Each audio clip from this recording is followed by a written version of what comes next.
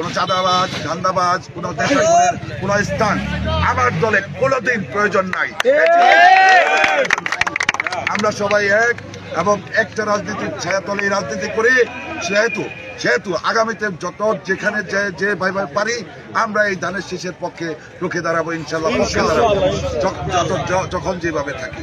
প্রিয় বন্ধুগণ, অনেক ক্লান্ত হয়েছেন, অনেক পরিশ্রম করেছেন, সবাইকে আমি আমার সংগ্রামী অভিনন্দন জানিয়ে আজকের মতো বিদায় নিচ্ছি।